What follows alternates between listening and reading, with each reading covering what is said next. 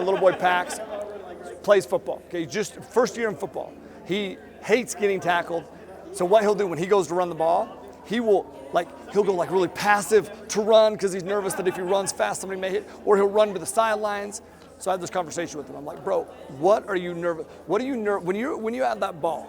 What are you nervous about? And he's like, I don't want someone to tackle me. Why? Because their helmet might go into my belly or whatever, right? I'm like, so the whole time you're running, what are you thinking about? I don't want to get tackled. I don't want to get tackled. And I said, and then what happens? You get fucking tackled. Even if you go to the sidelines, you get tackled. You be passive right here, you're getting tackled. The only way you don't get tackled is if you get to the end zone.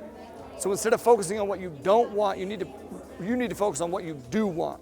What do you want? Direct your thoughts there to the touchdown, to the end zone, and then you get there. Right now you're attracting all this shit because that's the only thing you're thinking of. You need to think here and what you're looking for, not what you're trying to avoid. Does that make sense?